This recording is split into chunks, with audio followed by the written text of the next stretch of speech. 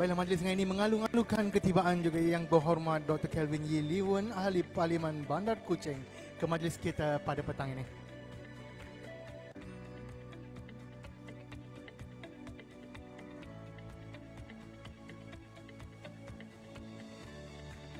Bismillahirrahmanirrahim. Assalamualaikum warahmatullahi wabarakatuh. Salam sejahtera, salam Malaysia Madani. Salam Melaka Maju Jaya, rakyat bahagia menggamit dunia. Bijak laksana tuah, berani laksana jebat, dan salam Melaka sayang rakyat.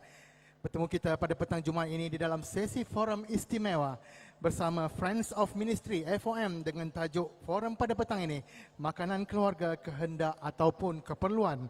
Untuk makluman ahli-ahli yang berhormat serta tuan-tuan dan puan-puan, inisiatif Friends of Ministry FOM diperkenalkan bagi memperkasa peranan ahli parlimen Dewan Rakyat sebagai rakan strategik kementerian di dalam menyokong pelaksanaan dasar dan program kerajaan. Dan sesi forum kita pada petang ini bertuah dengan kehadiran ahli panel yang terdiri daripada Yang Berhormat Tuan Suhaizan bin Kayat, Ahli Parlimen Pulai, serta Yang Berhormat Dr. Kelvin Yee Lee-wen, Ahli Parlimen Bandar Kuching, dan juga saya bagi pihak majlis berbesar hati memperkenalkan moderator forum pada kali ini, iaitu Yang Berusaha Profesor Madya Rokiah Don, pensyarah di Monash University yang merupakan mantan pengarah bahagian pemakanan Kementerian Kesihatan Malaysia daripada tahun 2009 hingga ke tahun 2016 dan telah banyak menyumbang kepada pembangunan agenda pemakanan negara.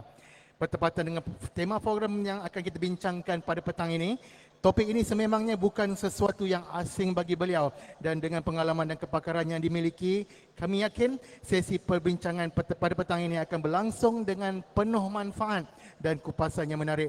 Dengan ini, saya mempersilakan ahli-ahli panel serta moderator untuk mengambil tempat di pentas. Dipersilakan.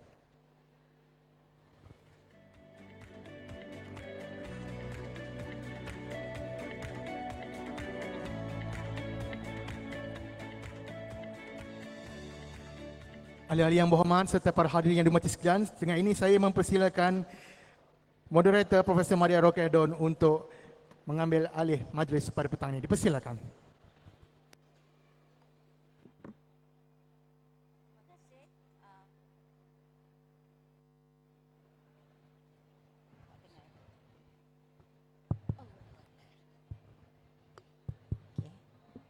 Terima kasih pengacara majlis ya.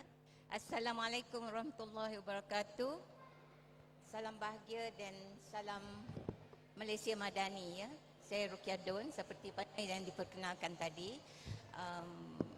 Saya ingin mengambil kesempatan ini untuk mengucap terima kasih kepada Kementerian Kesihatan Malaysia yang telah menganjurkan program pada 3 hari ini dengan bersama Jabatan Kesihatan Negeri Melaka. Dan pada kali ini kita juga dapat mewujudkan satu rangkaian kerjasama ya, dengan Friends of Malaysia yang diwakili oleh 2 ahli panel kita yang mana saya akan memperkenalkan sekejap lagi. Jadi pada petang ini kita amat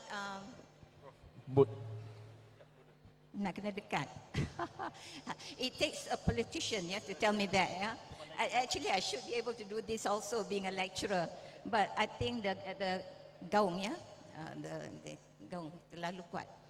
Okey, pada petang ini saya juga ingin memaklumkan kepada tuan-tuan dan puan-puan bahawa bulan ini adalah bulan April adalah bulan pemakanan Malaysia, Nutrition Month of Malaysia. Jadi pelancaran ini adalah sempena dengan bulan pemakanan Malaysia yang diasaskan oleh 3 persatuan, iaitu Persatuan Pemakanan Malaysia. Prof Mahendran, stand up. He's the president of Nutrition Society of Malaysia, and diasaskan juga oleh Malaysian Dietitian Association. Is that a representative? No. Dan pada mulanya juga gabungan dengan MASO, tetapi sekarang diambil alih oleh Persatuan Body Composition ya Malaysia. So tahniah kepada mereka yang mengasaskan Nutrition Month of Malaysia. So pada petang ini kita akan bincang sedikit tentang apa yang very close to your heart, dekat dengan kita punya hati, iaitu apa? Makanan. Makanan is very close to our heart ya. So tema pada kali ini adalah makanan. adakah itu kehendak ataupun keperluan, ya, selari dengan apa yang diwujudkan untuk tema bagi pemakanan Malaysia ataupun Nutrition Month Malaysia, bulan pemakanan Malaysia, yang di dalam bahasa Inggeris, ya, delay no more, eat right, be active today. Translationnya adalah makan sihat, kekal aktif bermula hari ini, ya, not so quite direct translated, ya. So pada petang ini saya amat bersukacita, ya, sebab kita ada dua wakil, ya, dari satu Dr. Kelvin ahli Parlimen Pulai, ya, Pulai yang dapat bersama kita. Ahli Parlimen Kuching. Tersilap pula. Terima kasih banyak. Saya dah kata dah petang-petang kan. I shouldn't be making this mistake after the coffee just now, right? Okay, Dr. Kelvin, Kuching. You came all the way from Kuching? Yes. Thank you very much. Thank you very much for making that effort to be with us, ya, bersama dengan kita. Dan di sebelah kita ada Puan Aizan bin Kayat. Betul. Pada mulanya saya nak sebut tu agak sukar juga, ya, Kayat, K-A-Y-A-T. Dan beliau adalah ahli Parlimen Pulai Johor, ya. Okey, bagi kedua-dua ahli panel pada petang ini, kita ada sejam, ya. Please try to keep the time. Jadi saya akan kemukakan beberapa soalan, kemungkinan 2 atau 3 pusingan, dan kalau boleh kita tetapkan supaya kita tidak melebihi jam 4. Sebab lepas jam 4 kita ada pelancaran oleh YBMK, ya. Untuk memulakan parlimen, ya, untuk memulakan parlimen session pula, ya, itulah. Untuk memulakan sesi untuk petang ini, ya. Kita tahu bahawa, ya, YB, ya, dan juga para jemputan kita di sini, rakyat Malaysia ni banyak terdedah dengan makanan, macam-macam jenis makanan. Dikatakan Malaysia is a food heaven. Ramai orang di luar negara menyatakan Malaysia is a food heaven, dan saya percaya itulah kita punya latar belakang, ya, dan kita punya budaya, ya, budaya makan, ya, merangkumi berbagai-bagai jenis makanan, ya. Dan kebelakangan ini kita dibangkitkan dengan beberapa isu seperti kos sara hidup yang meningkat, ya, dan lambakan makanan yang ultra process yang kemungkinan kita akan bincang sedikit kemudian, dan budaya makanan segera ataupun makanan segera di pasaran kita, dan juga yang ni mustahak, pengaruh media sosial dan juga pemasaran digital, ya. Dan sekali adalah berkaitan dengan gaya hidup kita di Malaysia ini, ya, yang semakin sibuk, work life balance yang tidak menentu, dan ramai ibu-ibu kita yang bekerja, kemungkinan lebih daripada 50% daripada pekerja-pekerja adalah wanita. Jadi banyak masalah tu, lebih banyak masalah, ya, ataupun cabaran. So soalan pertama saya yang saya akan kemukakan kepada YB Tuan Suhaizan, kemungkinan, ya. Jangan serius sangat Tuan YB, ya, soalannya ringan saja. Saya nak menyentuh tentang kos sara hidup. Kos sara hidup, ya. Ramai yang di luar sana menyuarakan tentang, gaji tak naik dan sebagainya. Saya faham pastilah, ya. Dan barang kenaikan harga sekarang yang sedang berlaku. Jadi pada pandangan YB, ya, macam mana kita nak menangani masalah ini atau cabaran yang kita sedang hadapi di Malaysia ini? Memandangkan pemilihan makanan ada, banyak pula makanan, dan dengan kemampuan keuangan yang kita ada, ya, adakah kita makan ikut kehendak ataupun kita makan ikut keperluan, ataupun kita tak ikut kehendak, kita tak ikut keperluan, kita makan saja apa kita nak makan, berdasarkan kemampuan keuangan kita. Jadi boleh tak YB Suhaizan lebarkan sikit tentang pandangan YB lah. YB rapat dengan rakyat kan? Betul? Bagi Johor pula tu kan? Okey. Okey, sila YB. Bismillahirrahmanirrahim. Jangan melebihi daripada 7 minit, ya. Bismillahirrahmanirrahim. Assalamualaikum warahmatullahi wabarakatuh. kasih kepada Profesor Madya Rokiah Dun, selaku moderator kita pada petang ini ya. YB Dr. Kelvin ya, Ahli Parlimen Kuching ya. Jadi saya terima kasih kerana menjemput saya dan saya rasa ini peluang yang terbaik untuk kita menjelaskan isu-isu kesihatan ni, terutamanya isu pemakanan ya. Kita memang biasa makan ni, semua orang tahu makan. Tapi macam mana makanan yang sihat, itu satu yang perlu diperhalusi. Saya kira mungkin lepas ini kena pergi dekat rumah-rumah PPR ke ya, rumah low cost ya, dekat bawah ni yang perlukan maklumat yang lebih banyak lagi perkara ini ya. Okey. Balik kepada soalan moderator tadi. Dari segi makanan ni, mungkin orang fikir makanan yang sihat itu adalah untuk orang kaya aja. Orang kaya saja yang boleh makan yang sihat. Dia ada satu isu, makanan yang sedap atau yang sihat. Ada makanan yang sedap tapi tak sihat. Banyak makanan yang tak sedap tapi sihat. Ya. Saya nak jelas macam ni ya, bahawa makanan yang sihat itu sebenarnya bukan semestinya berharga mahal. Makanan yang sihat ada juga yang murah. Macam telur, murah. Sayur, taklah begitu mahal. Daging yang segar, okeylah, mungkin agak tinggi lah. Tapi bukan kita nak makan 1 ekor lembu pun, atau 1 ekor kambing. Kita makan pada kadarnya sahaja kan. Jadi semua ini sebenarnya, makanan-makanan yang sihat ini sebenarnya ada juga yang murah. Ya, bukannya semestinya makanan yang sihat itu mahal harganya ya. Jadi maksudnya pada saya adalah semua pun mampu untuk makan makanan yang sihat. Ya. Cumanya isunya adalah apakah kita sedar dan kita faham makanan yang sihat itu. Apakah kita boleh ya Prof, boleh mendisiplinkan diri kita untuk memilih makanan yang sihat di tengah-tengah makanan yang sedap. Kalau kita pergi ya, pasar raya ke ya, hotel ke, makanan begitu banyak sekali. Mana yang sihat? Mana yang tak sihat ya? Biasanya makanan yang tak sihat tu nampak sedap. Kan? Jadi ini isu-isu yang menjadi cabaran lah kepada saya ya. Dan kalau kita tengok pula macam trend sekarang ya, dengan media dan sebagainya, dia sangat menggamit anak-anak kita untuk makan benda-benda yang mungkin lebih gula, lebih garam, lebih lemak ya. Ini dia tak seimbang sebenarnya dengan advokasi kita ni. Maknanya kita menerang itu ialah berapa orang ni, tak berapa ramai kan Dan tapi yang benda-benda yang makanan yang kurang sihat ini publicity-nya meluas. Semua boleh akses, kanak-kanak boleh, warga emas boleh, semua boleh akses. Tapi yang penerangan isu-isu makanan yang sihat ni kurang, Prof. Sangat kurang perkara ni ya.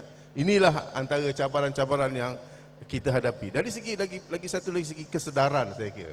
Kesedaran ya. Tempat saya di Pulai ni, saya ada 6 PPR. Projek Perumahan Rakyat ni ya, Prof kan, saya ada 6. Ya. Saya ada 10 rumah low cost di tempat saya ya. Jadi maknanya saya dah biasa juga melihat perkara ini ya, di mana dari segi kesedaran ini saya rasa sangat rendah lah dari segi makanan ni. Pemakanan ni sangat rendah. Lepas tu publicity pula sangat tinggi ya. Jadi penekanan pun kurang juga. Jadi di situlah kita tak terhala kepada makanan yang sihat ini ya. Okey. Kalau kita tengok macam kita pergi pasar malam kan ya. Macam mana tu? Cabarannya sangat besar. Kalau kita pergi pasar raya, cabarannya sangat besar. Jadi inilah yang menjadi pada saya menjadi cabaran, dan saya kira kita sudah perlu memberikan penekanan segi makanan ni dalam pendidikan, Prof. Nadia. Prof. Ya, kena ada beri penekanan daripada tadika lagi, patut dah ada beri penekanan ini ya. Daripada kecil anak-anak kita ni dah didik. Ini makanan sihat. Ini makanan yang kurang sihat. Pilihlah sihat. Juga beri kesedaran. Nah, bila kita tak perasan kadang-kadang kita biasanya memikirkan orang yang sakit. Kita ni selalu fikir Kementerian Kesihatan, kita fikir yang sakit. Banyak yang sakit kan? Tapi sebenarnya kita juga kena fikir yang banyak, yang lebih baik, iaitu kita memikirkan orang yang sihat. Kalau kita hanya memikirkan yang sakit, itu dipanggil Kementerian Kesakitan. Kalau kita nak jaga rakyat semua ni, barulah namanya Kementerian Kesihatan. Sebab kesihatan tu kabur orang yang sihat dan orang yang sakit. Kita banyak menumpu macam mana kita nak pergi hospital yang besar, yang banyak ya. Macam mana kita lahirkan doktor yang ramai, macam mana kita nak menjaga pesakit ini supaya dia cepat sembuh dan sebagainya. Banyak kita sebut. Itu untuk jaga orang yang sakit.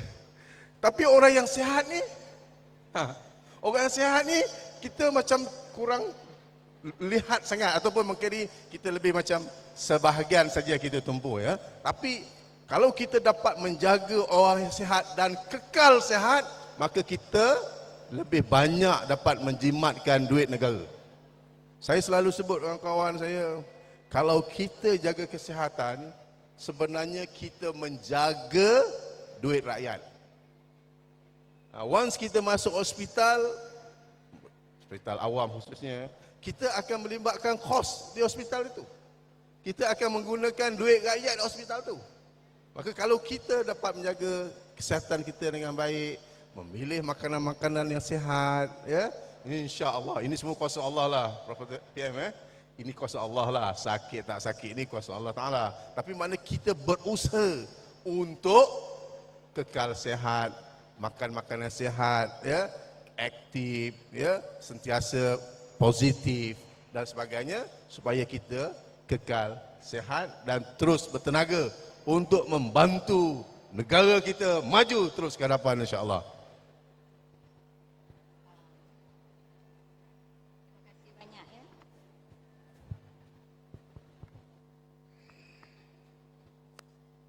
Dengar. Okey. Saya dah kata dah, bila kita bawa ahli parlimen naik pentas, memang susah nak hentikan mereka. Saya kata 7 minit saja. Tapi dah melampaui 7 minit Tuan Faizan, saya duk tengok bila lah yang berhormat nak berhenti. Tapi tak apa, tak apa. Don't feel pressured ya. Jadi Tuan Faizan beranggapan bahawa makanan sihat tu boleh dicapai oleh semua pihak. Bukan semua yang sihat itu mahal. Betul? Kan? Betul kan? Dan lagi satu, Tuan Suhaizan menyebutkan bahawa pencegahan itu lebih mustahak. Betul? Pencegahannya daripada kuratif dan sebagainya. Okey. Saya nak pergi kepada Dr. Kelvin. Terima kasih ya Tuan Suhaizan.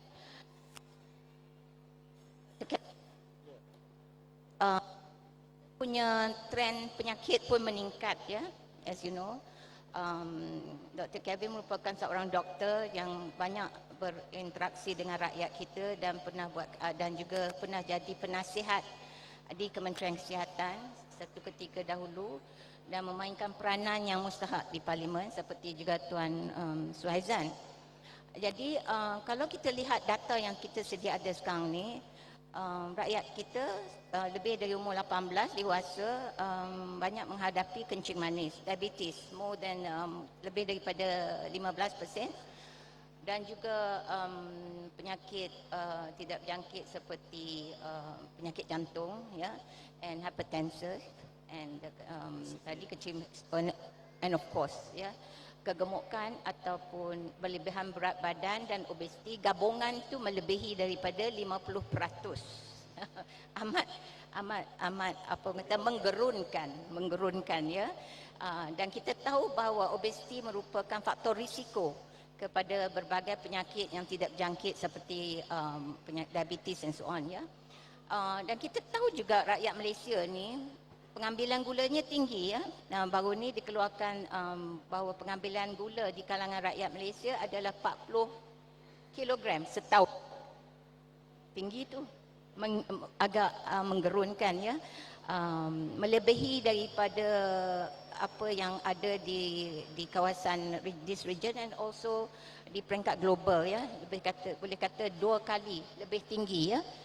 Dan kajian National Health Mobility Survey ataupun kajian kebangsaan yang the latest 2024 menunjukkan bahawa rakyat Malaysia boleh kata 95% tak makan sayur. Tak makan sayur ya. Tak makan sayur dan buah-buahan. I hope I'm correct there ya, Encik Nazli.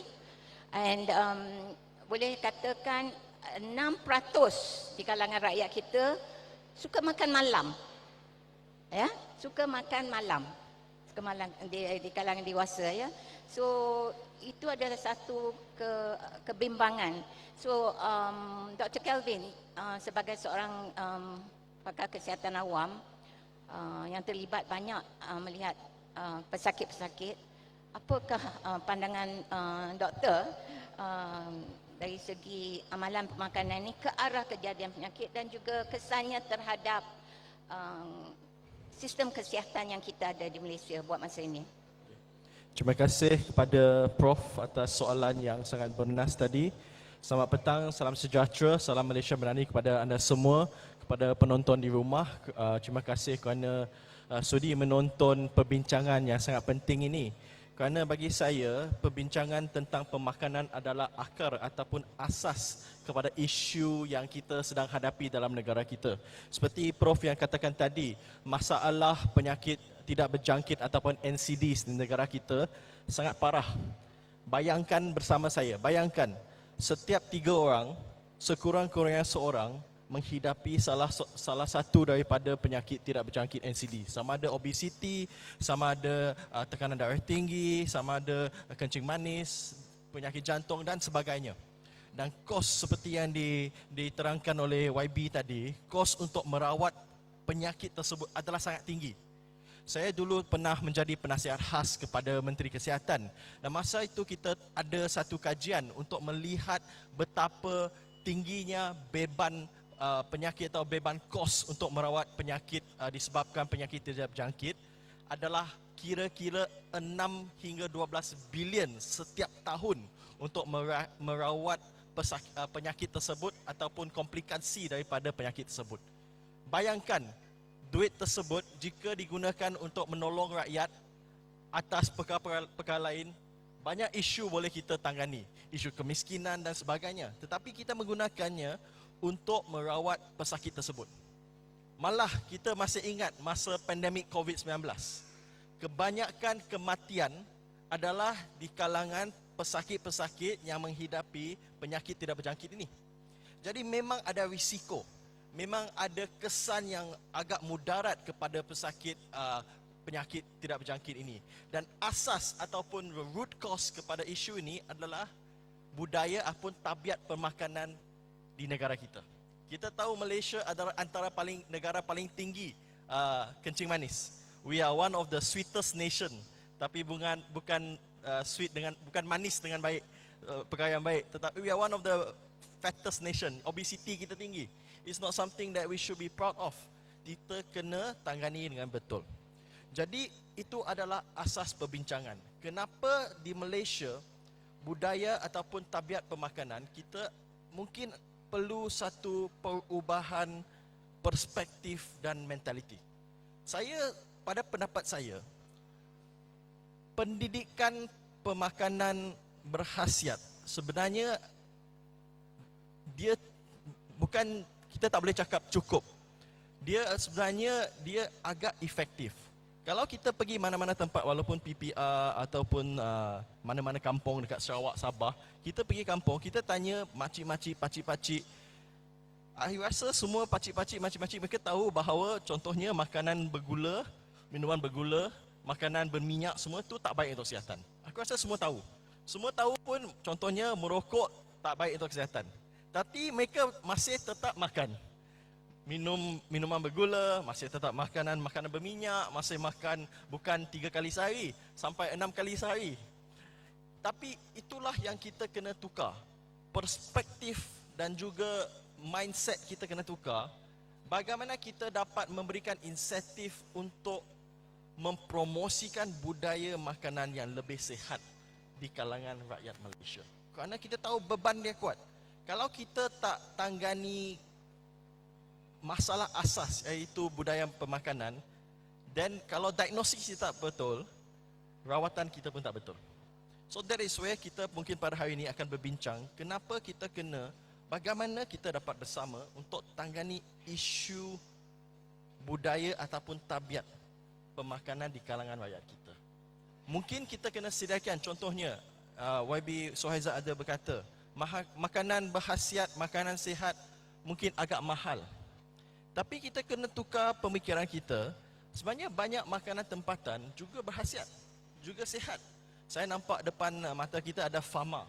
Sebenarnya banyak buah-buahan tempatan kita sebenarnya berkhasiat, banyak kandungan vitamin sangat tinggi. Contohnya pisang high in potassium, high in fiber. Contohnya guava, jambu batu. Jambu batu high in vitamin C. Biasa kita tengok iklan kat TV, orange high in vitamin C. Padahal jambu batu is higher in terms of vitamin C content. Okay, nutritionist please correct me kalau saya salah. Tapi makanan tersebut sebenarnya tak berapa mahal. Tapi kena tukar persepsi bahawa kadang-kadang iklan di TV pun kena promosikan makanan tempatan, bukan hanya makanan import yang berkhasiat. Malah ulam sayur kita sebenarnya boleh berkhasiat. Saya rasa tak mahal sangat kalau kita makan tempe. Walaupun ada kata tempe itu makanan orang Indonesia, tapi di Malaysia juga banyak tempe. Sebenarnya makanan berkhasiat, tak mahal sangat. Bagaimana kita dapat mempromosikan ia sebahagian daripada makanan asas or our staple food yang kita makan setiap hari. Itu adalah cabaran yang kita perlu lakukan.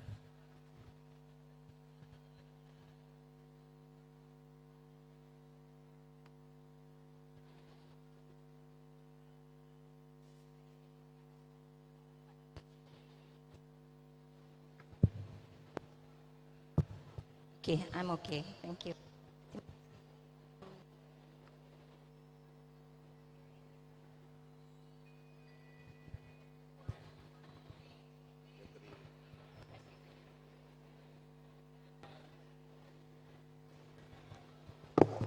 Okey, terima kasih ya. Terima kasih. Terima kasih Dr. Kelvin. Tapi saya rasa Dr. Kelvin tadi menyatakan, tell me if I'm wrong ya, bahawa kita sudah mengadakan banyak pendidikan pemakanan kepada rakyat kita. So agak Dr. Kelvin mencukupi, sudah mencukupi. Kita boleh perbanyakkan, tetapi pendidikan sahaja tidak mencukupi. Kita kena ada insentif untuk menukar tabiat rakyat kita.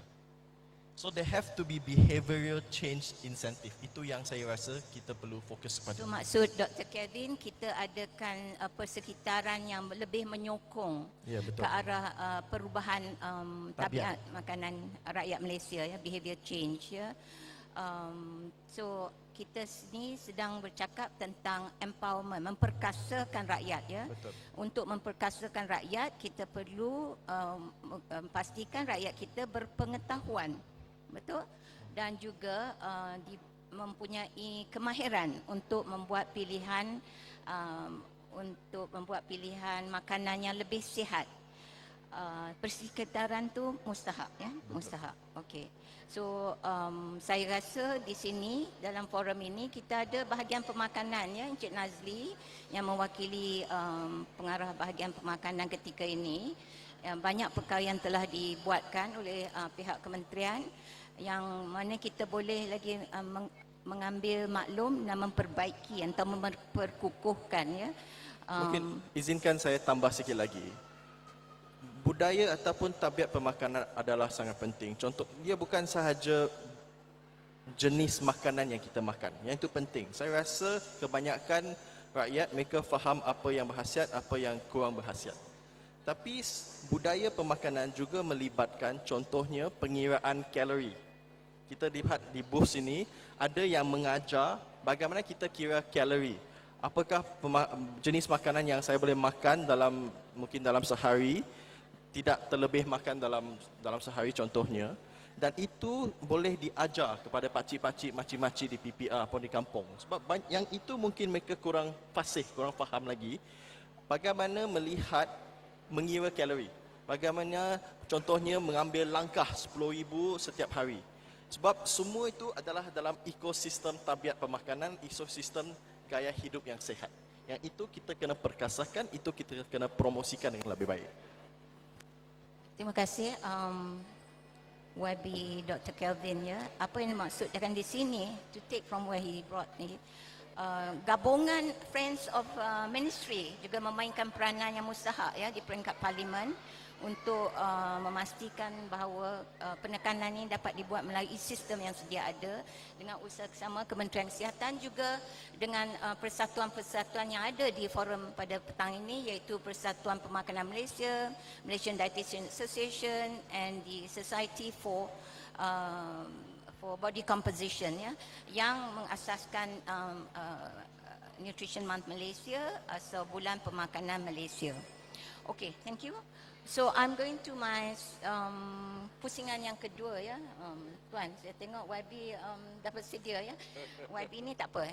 YB boleh cakap banyak mana pun. Nanti saya rasa terlalu lama saya akan hentikan. Okey, YB, soalan kedua saya ya bagi pusingan kedua ni.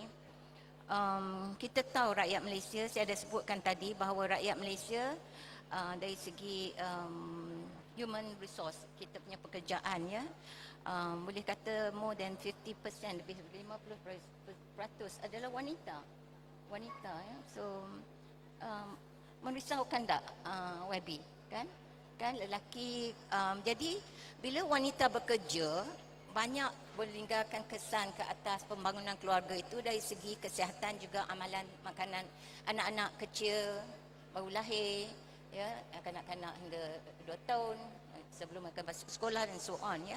Jadi penjagaan juga merupakan satu faktor yang perlu diambil kira oleh pihak pembuat dasar.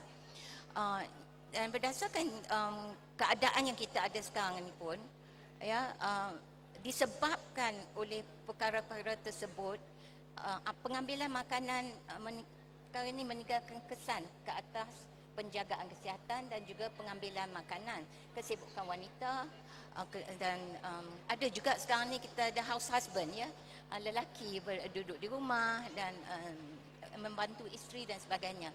Jadi pada pandangan YB ya, kebanyakan mereka sekarang pergi ke convenience food, makanan semudah dimakan, makanan yang tersedia ada, telefon, dah dapat makanan Grab di rumah. Jadi apa pandangan YB ke arah ini? Adakah ini boleh meninggalkan kesan ke atas pembangunan keluarga itu sendiri dari segi kita nak menanamkan makanan berkeluarga, kalau boleh sehari itu sekali ataupun sekurang-kurangnya seminggu itu sekali ya, bersama dengan keluarga. Dia meninggalkan kesan ke atas pembangunan minda dan juga kesihatan anak itu ya.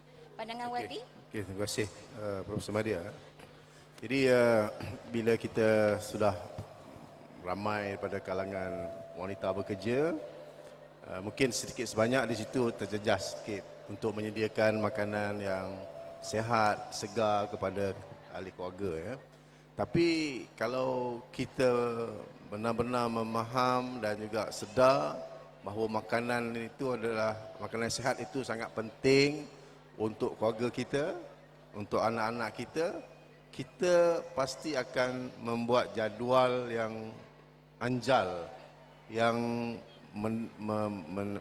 menyediakan ataupun ada ruang untuk keluarga kita menikmati juadah yang sihat. Macam okeylah, macam orang Islam kita diwajibkan sembahyang. Sip, dia tetap solat juga. Kan, maknanya dia tetap mencari ruang itu untuk bersolat. Sama juga, ni kalau kita fikir ia sebagai satu benda yang penting dalam keluarga kita, so kita kena akan susun jadual-jadual itu supaya dia boleh memasak, umpamanya di hujung minggu, mungkin awal pagi sebelum bekerja ataupun selepas balik bekerja dan sebagainya lah ya. Supaya kena bincang-bincang dengan suami itu macam mana kan kena bersama-sama lah ya. Suami dan isteri untuk menyediakan juadah yang sihat itu. Satu. Yang kedua saya rasa beginilah juga ya. Kita kena juga fair lah dengan keluarga yang sibuk ni. Jadi kalau sibuk mereka tak ada ruang untuk masak. Jadi mereka nak membeli. Jadi dalam pasaran tu pula, patutnya di dalam pasaran itu juga menyediakan makanan yang sihat. Walaupun dia tak sempat masak, tapi masakan-masakan itu adalah masakan yang sihat. Kerana dalam market itu banyak makanan-makanan yang murah dan sihat. So tak payah juga dia nak masak di rumah, tapi ada dalam pasaran.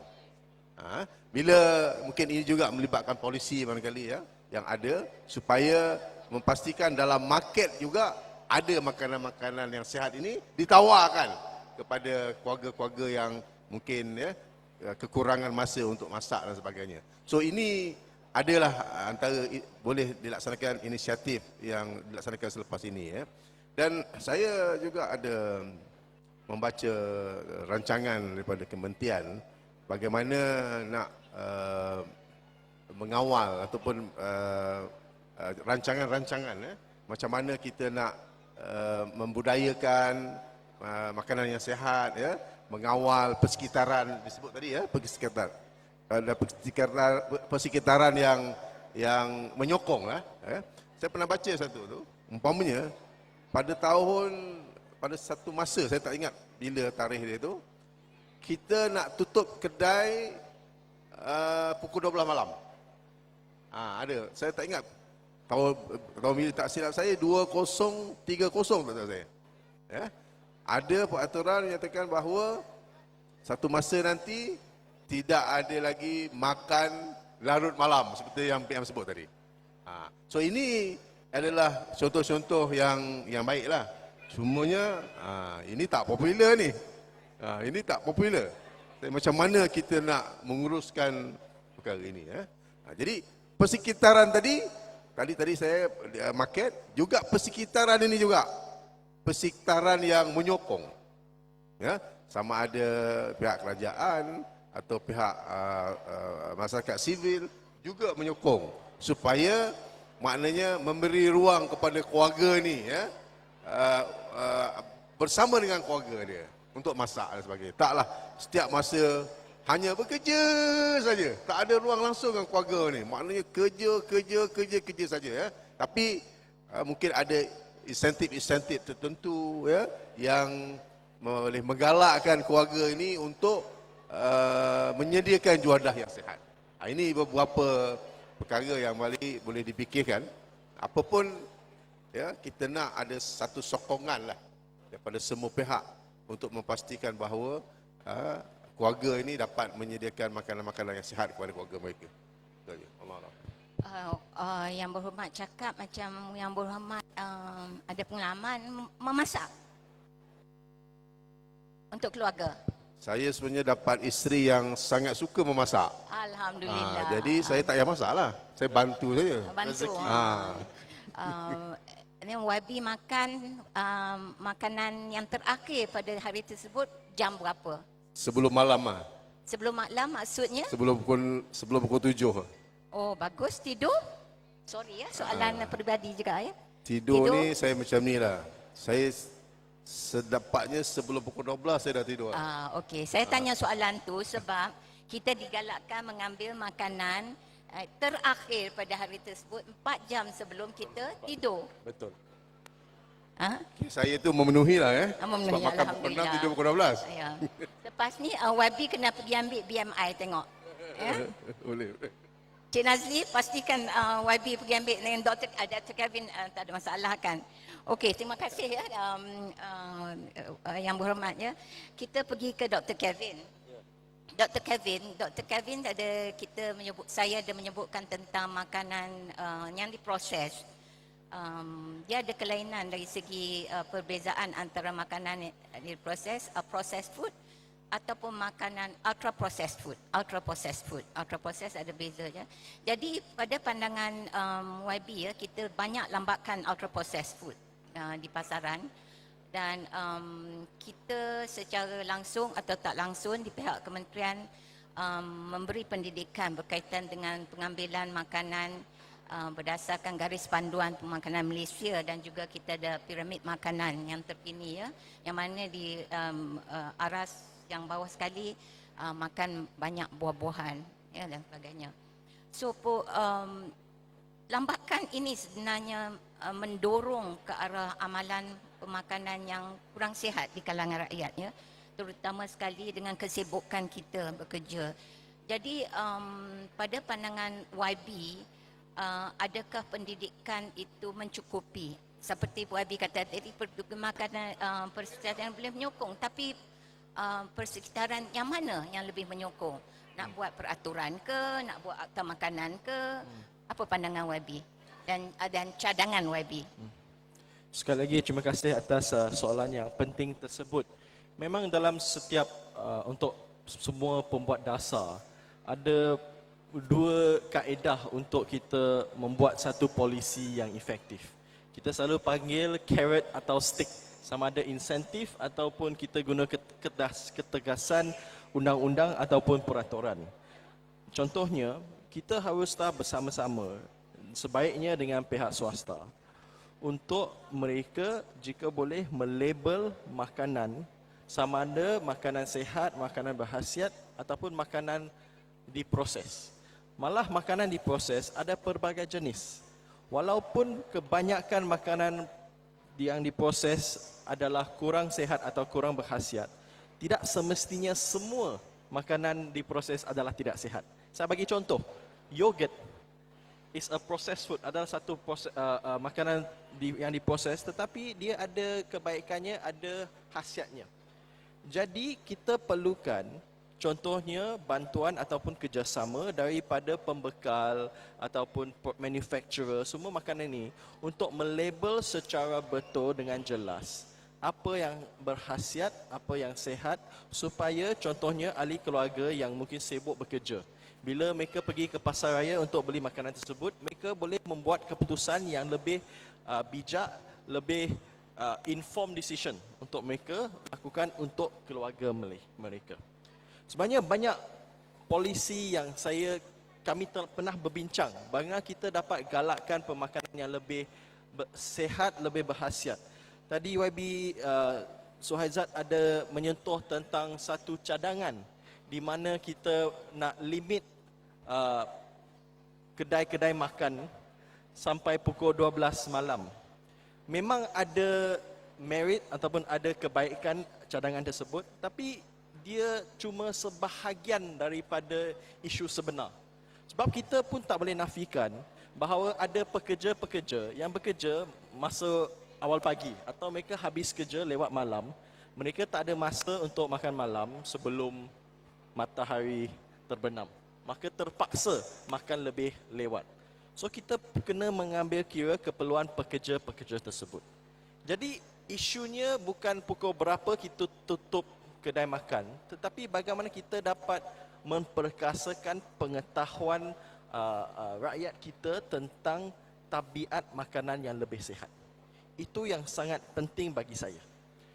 Satu lagi regulasi yang kita mungkin kena fikir, saya rasa iklan-iklan ataupun sekarang terutamanya untuk anak muda, mereka tengok kalau nak pergi tempat makan, apa yang mereka lakukan? Mereka akan scroll TikTok, scroll IG. Sekarang banyak influencer yang memperkenalkan tempat-tempat makan. Mungkin kita juga kena memperbanyakkan influencer untuk memperkenalkan makanan-makanan berkhasiat. Bukan sahaja makanan yang tengah viral, makanan trend. Saya sebenarnya kesal bahawa banyak makanan yang viral adalah makanan yang kurang bersihat, kurang sihat. Contohnya mereka, ini minuman terbaru, tapi bila kita lihat bagaimana mereka buat minuman tersebut, bertin-tin susu pekat mereka masuk, gula, aiskrim, semua masuk bersama kau-kau. Minum memang best, memang sedap. Tapi kesan sampingan minuman tersebut memang tinggi. Saya rasa mungkin kita kena ada polisi untuk memperbanyakkan kandungan di media sosial yang mempromosikan pemakanan khasiat. Mungkin highlight restoran ataupun pasar raya yang menjual makanan berkhasiat, makanan yang sihat, daripada hanya makanan viral tersebut. Contohnya, satu lagi, satu trend pasar Ramadan. Banyak pasar Ramadan sekarang, saya tidak membantah pasar Ramadan. Tapi banyak pasar Ramadan, influencer yang memperkenalkan gerai-gerai yang popular atau yang viral, banyak memperkenalkan gerai di mana mereka menjual makanan yang bagi saya kurang berkhasiat. Banyak yang itu kita mungkin harus lihat dan bagaimana kita dapat galakkan influencer kita pula promote gerai-gerai yang menjual makanan berkhasiat. Satu lagi isu yang saya pernah bahas di parlimen. Mungkin perlu kerjasama PBT di mana pemberian lesen untuk bisnes penjualan makanan di seluruh negara. Kalau kita lihat shop lot ataupun sini shopping mall kan, kita lihat kedai, terutamanya kedai makanan yang paling banyak. Lesen yang diberikan paling banyak, cuba teka. Lesen apa? Sebenarnya lesen kedai menjual minuman bergula. Bubble tea, kopi, semualah. Sebenarnya bubble tea banyaklah. Kalau lihat shop lot kira, saya kawasan Bandar Kuching, ada kawasan shop lot, satu bubble tea, satu lagi makan minuman bergula, satu lagi. Satu shop lot banyak kedai minuman bergula. Kenapa kita bukan saja mempromosikan, tetapi dalam regulasi pemberian lesen membuka kedai ni, kita mungkin kenapa tak ada kawalan untuk pastikan mungkin tidak terlalu banyak kedai yang menjual makanan yang kurang berkhasiat, yang kurang sihat ini. Jadi untuk membuat polisi, kita kena melihat semua angle lah. Kita lihat secara holistik. Harus ada carrot and stick. Insentif untuk memupuk budaya pemakanan yang lebih sihat, dan mungkin juga perlu ketegasan undang-undang untuk memastikan tidak ada penularan budaya pemakanan yang kurang sihat di negara kita. Betul. Kena tegas dengan undang-undang ya. So bahagian pemakanan itu adalah satu cadangan yang baik ya. Saya rasa cadangan yang baik. Tadi ada influencer di sini. Influencer, tolong angkat tangan. Siapa influencer? Tolong. YB Suhaizat influencer. So influencer ya, influence more eating, lebih makan makanan yang sihat ya, bukan yang sedap sahaja ya. Yang sihat itu mustahak ya. YB Kelvin, kita sebenarnya di Kementerian Kesihatan kita ada wujudkan satu strategi yang kita panggil healthier choice logo. Makanan yang lebih sihat ya, makanan yang lebih sihat. Jadi syarikat-syarikat yang menghendaki untuk adopt perkara ini, dia akan kemukakan kepada kementerian untuk kelulusan dan kita akan bagi tick ya. So ada satu gerai di situ healthier choice logo yang kita namakan, yang ikut dari segi nutrien ya, kandungan nutrien dia yang tinggi lemak, yang mana kita tak galakkan tinggi gula, dan we want more fiber. Kita hendakkan lebih fiber ya. Lagi satu yang menarik yang YB bangkitkan ya, Dr. Kelvin, berkaitan baca label makanan, produk makanan. Sebenarnya rakyat Malaysia, kita dapati bahawa rakyat Malaysia, ada kajian, Puan Fatimah Sulong buat satu kajian, rakyat Malaysia ni kurang baca label.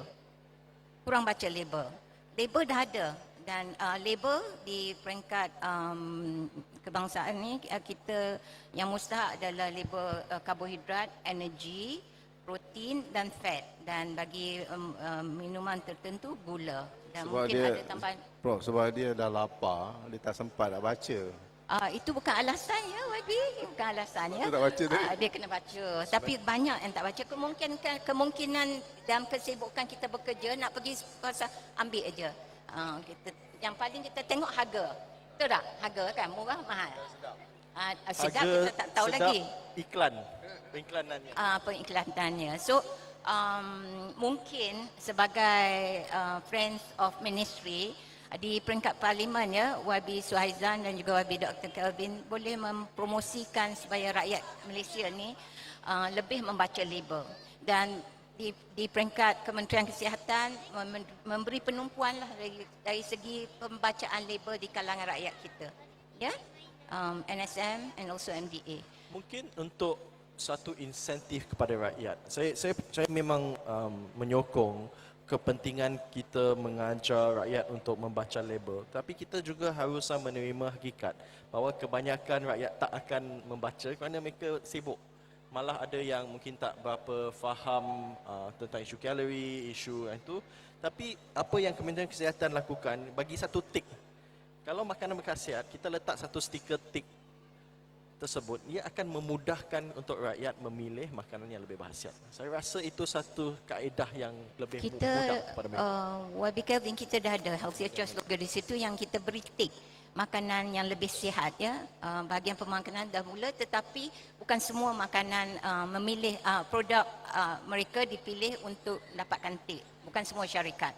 Mungkin YB Kelvin dan juga YB Suhaizan boleh menggalakkan atau membuka ruang kepada rakyat Malaysia melalui komitmen ya peringkat ke parlimen untuk mereka Kita biasa menumpu kepada memberikan banyak peruntukan kepada orang yang sakit kan. Kan orang sakit kita rawat kan. Okey, boleh tak kalau kita fikirkan kita reward orang yang sihat. ya Kita reward orang yang sihat. betul. Yang aktif, yang cergas, yang memenuhi apa yang kita sepatutnya capai. So kita reward dia. So jadilah ada role model kan. Betul. Macam PM lah kan. Saya. Macam contoh lah kan, contoh. Jangan bangkitkan umur saya ya. Contoh. Saya sangat setuju sebab gaya hidup yang sihat dia banyak angle, bukan saja pemakanan. Sebenarnya dalam engagement saya dengan maklum balas dengan syarikat insurans contohnya, saya selalu menggalakkan mereka untuk bagi insentif kepada mereka yang contohnya mencecah 10,000 langkah setiap hari. Jika mereka dapat, contohnya dalam setahun, setiap hari mereka dapat mencecah 10,000 langkah, mereka haruslah bagi diskaun kepada insurans premium mereka, contohnya. Sebab itu saya carrot and stick. Setiap dasar kena ada carrot and stick. Dan kita kena galakkan sebenarnya lebih banyak pencegahan daripada kuratif. Contohnya, jika saya boleh cadangkan, mungkin kita akan bangkitkan di parlimen. Jika kerajaan boleh mempertimbangkan, memberikan contohnya tax breaks atau insentif kepada syarikat untuk memohon untuk melabel bahan makanan mereka sama ada sihat atau tidak. Malah pasar raya, mereka boleh wujudkan satu corner yang khas untuk makanan sihat dan mereka letak bukan saja di hujung koridor ke tempat yang mereka tak ada orang nampak ke tak ada orang pergi, tapi satu area, prime area yang semua boleh nampak. Situ makanan yang berkhasiat dan pastikan harga adalah berpatutan.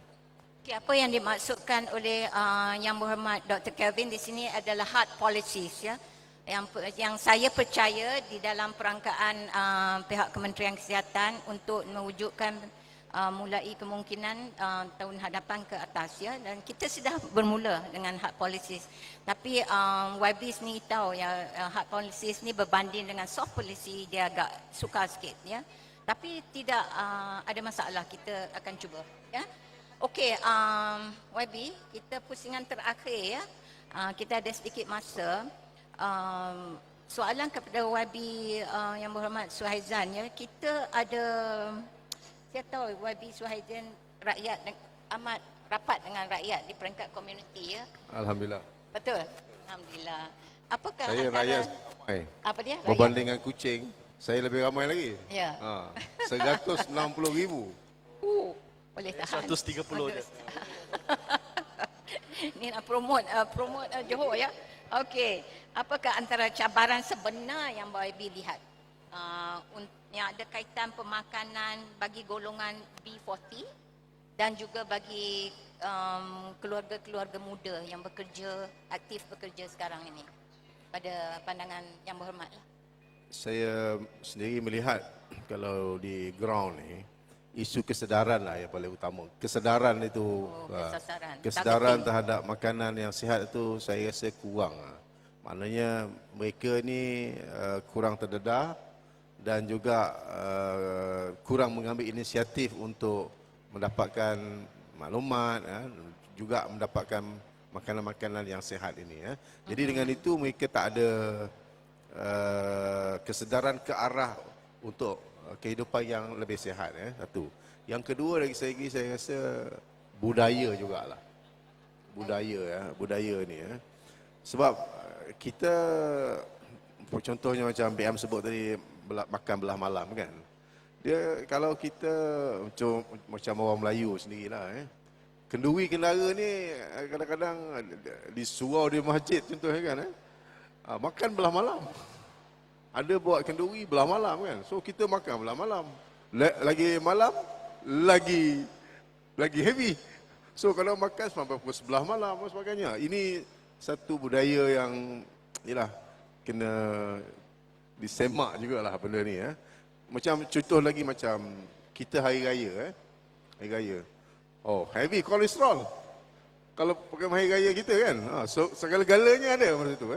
Jadi itu pun boleh boleh dilihat macam mana kita boleh menyesuaikan dengan keperluan yang sebenarnya lah. Dan yang cabaran yang seterusnya adalah macam disebut tadi, cabaran media sosial jugalah. Sebab walaupun dia B40, mereka juga yang muda tadi, mereka memang sangat terdedah dengan media sosial ini. Sebab semua dia boleh akses. Jadi dalam media sosial ni, Kelvin, dia tak ada macam peraturan untuk menghalang makanan yang tidak sihat ni. Macam makanan lebih manis ke, lebih lemak ke, lebih garam ke, tak ada.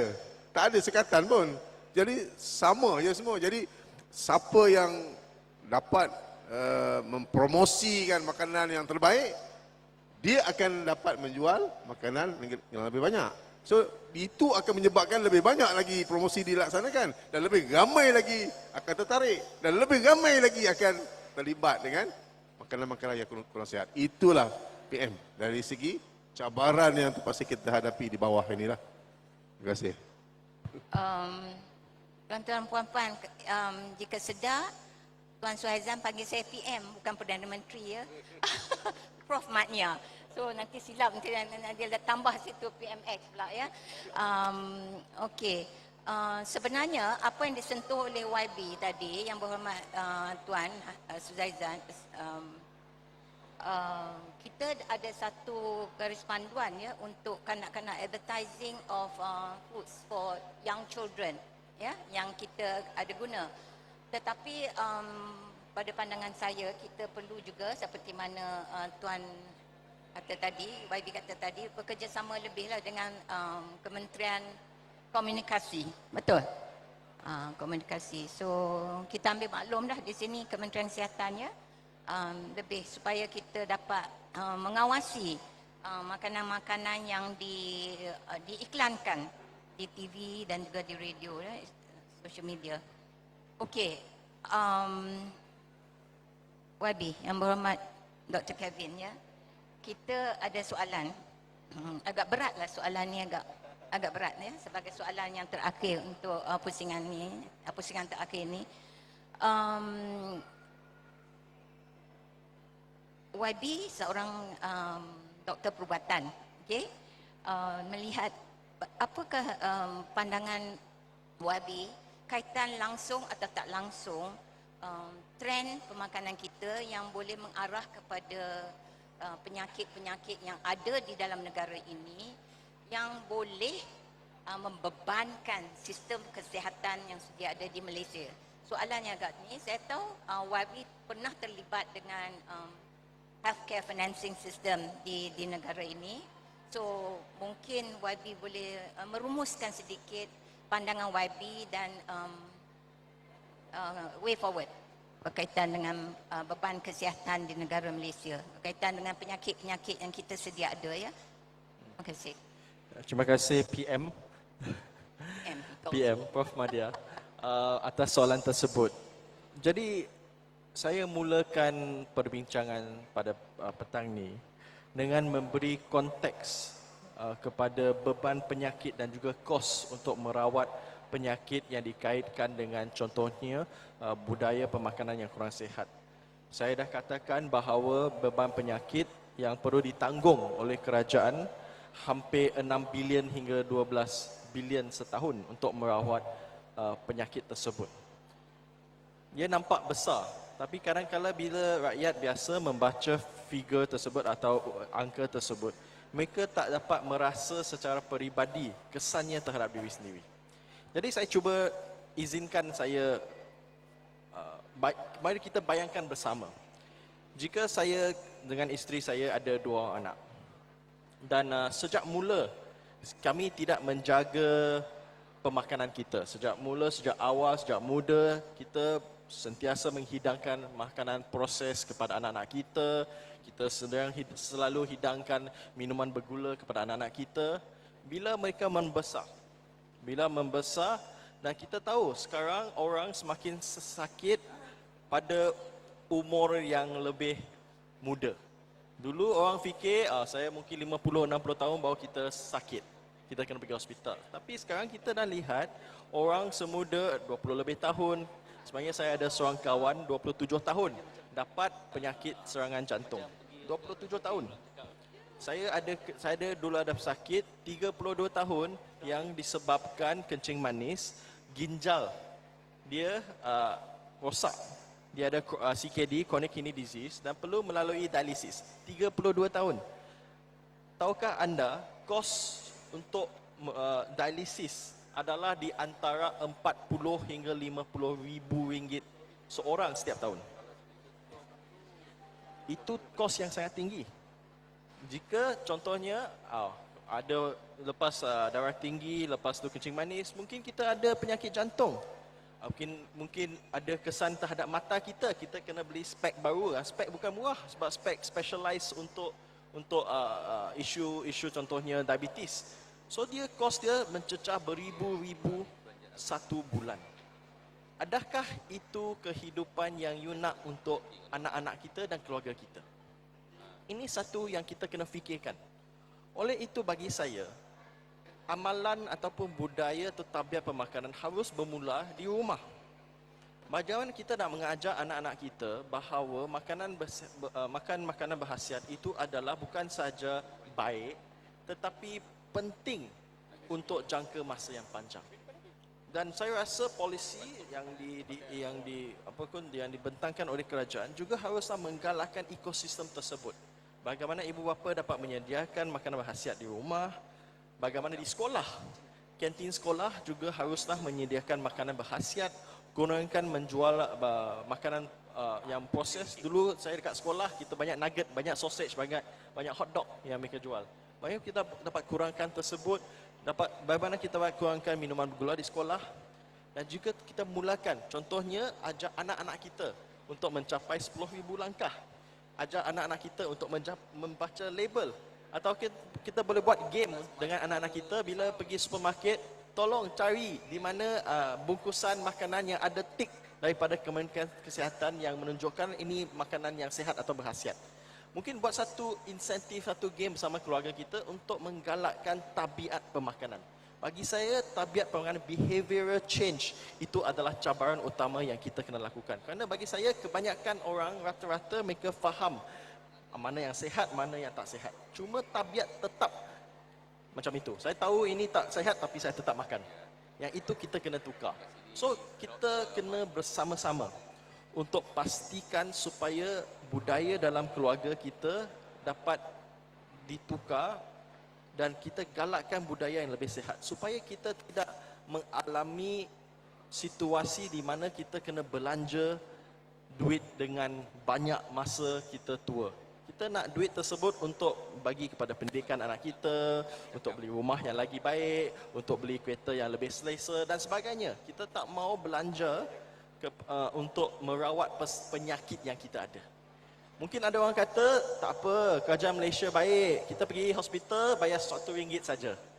Tapi kita tahu, disebabkan isu-isu penyakit tidak berjangkit ini, semakin ramai rakyat Malaysia, mereka sakit. Dan mereka semua pergi kalau semua pergi ke hospital kerajaan, Kalau kita sakit pun, kita pergi hospital, kita tunggu lama. Bukan saja tunggu lama, jika perlu pembedahan contohnya ataupun prosedur untuk menyelamatkan nyawa kita, disebabkan beban pesakit yang tinggi di setiap hospital, mungkin kita tunggu terlalu lama. Saya harap ini tidak terjadi, tapi mungkin kita tunggu sampai prognosis akan semakin teruk. Prognosis maksudnya the effects lah. Kalau kita tunggu terlalu lama, memang keadaan penyakit tersebut akan bertambah lebih teruk. Kita tidak mahu semua itu terjadi kepada diri kita dan kepada anak-anak kita. Oleh itu adalah sangat penting untuk kita mengubah mindset, mengubah perspektif diri kita untuk memikirkan masa jangka panjang untuk anak-anak dan keluarga kita. Kerana jika kita jangan fikir, oh ini statistik saja, 1 daripada 6 bilion dan sebagainya, ini saya tak terasa. Tapi kalau ia sebenarnya kalau kita setiap rakyat Malaysia dapat merasai kesannya kepada keluarga kita, mungkin perspektif kita akan bertukar. Okey. Terima kasih banyak ya. Kita pusingan terakhir. Jadi sebelum kita tamatkan forum kita ya pada petang ini yang agak seronok juga ada di atas stage ni. Kita dah bincang banyak perkara. Jadi saya sebagai moderator ingin merumuskan beberapa perkara lah sebelum kita pergi ke sesi yang lain ya. Berbalik kepada kita punya tema makanan keluarga, kehendak ataupun keperluan ya.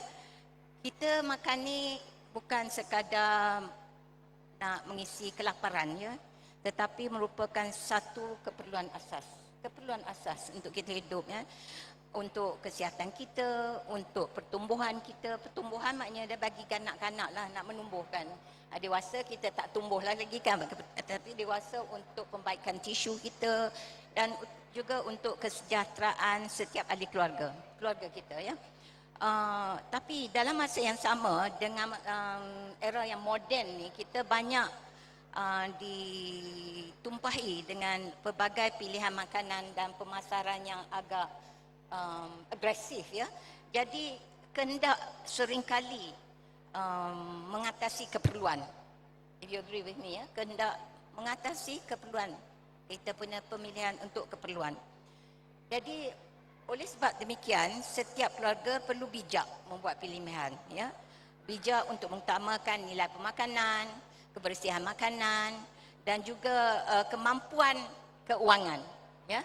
Itu mustahak tu, kemampuan keuangan kita untuk memperolehi makanan bagi keluarga ya. Dan amalan pemakanan ini juga akan mengarahkan sama ada kita ke arah kehidupan yang sihat ataupun tidak ya. Kita ke arah negara yang lebih produktif yang mana kita hendak ya akhirnya. Jadi di akhir sesi ini kita hendaklah bersama menjadikan makanan sebagai satu keperluan. Satu keperluan. It's a necessity yang dipenuhi secara kebijaksanaan dan juga memenuhi kehendak ya. Bukan memenuhi sekadar kehendak sahaja tetapi satu keperluan ya. So the end of pada akhirnya adakah makanan kita satu keperluan atau satu kehendak? Soalan ni tuan-tuan dan puan-puan dan saya sendirilah perlu menjawab ya. Do we live to eat or do we eat to live? So jadi saya harap ya di akhir forum ini kita akan membawa satu message. Kita balik ke rumah atau tempat kerja kita atau di mana kita pilihlah makanan yang lebih sihat untuk kesejahteraan diri kita dan juga keluarga. Jadi saya akhiri sesi ini dengan ucapan terima kasih banyak kepada dua ahli panel yang banyak berkongsi dengan kita pengalaman mereka dan juga cadangan-cadangan mereka yang bernas, yang mana saya harap pihak Kementerian Kesihatan terutama sekali bahagian pemakanan boleh ambil maklum dan juga bekerjasama, dan bagi pihak Friends of Kementerian ya, Friends of Ministry juga ambil maklum tentang apa yang dibincangkan, bawa ke Parlimen untuk menimbulkan lagi kesedaran di kalangan rakyat mengenai sistem yang kita sedia ada. Jadi boleh tak kita bagi tepukan yang gemuruh kepada kedua ahli panel dan juga kepada tuan-tuan dan puan-puan yang sudi bersama kita di atas pentas ini dari awal hingga sekarang. So terima kasih banyak.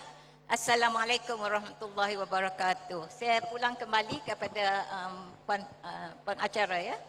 Yang berhormat serta para hadirin yang berhormat sekalian, begitulah tadi kupasannya menarik di dalam topik pemakanan keluarga, keperluan ataupun kehendak. Majlis mengucap kepada Semadia Rokiah Don dan juga Yang Berhormat Tuan Suhaizan Rayat dan juga Yang Berhormat Dr. Kelvin Yi Liwen di atas perkongsian yang telah pun disampaikan kepada kita sebentar tadi. Dengan ini majlis menjemput dan mempersilakan moderator dan juga Yang Berhormat untuk ke holding room bagi sesi kita yang seterusnya dan seterusnya sesi perasmian yang akan dijadualkan bermula sebentar saja daripada sekarang.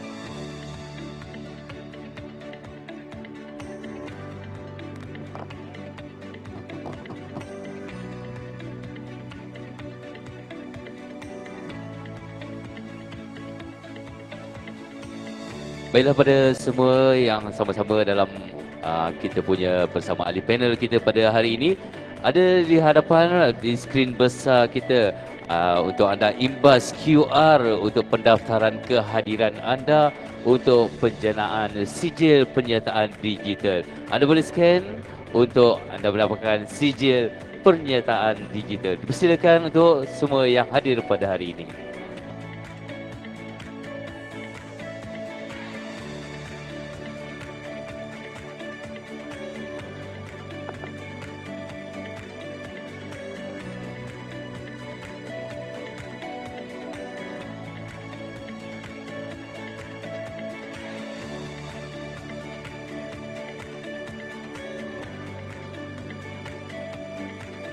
Two, one, two.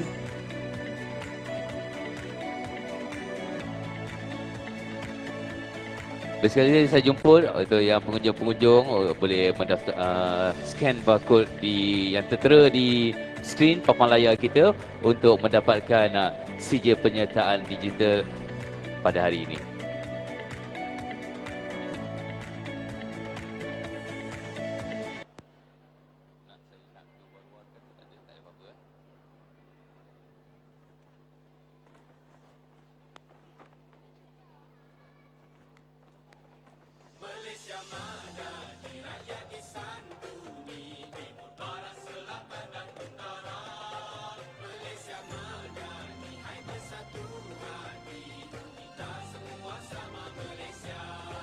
Satu hati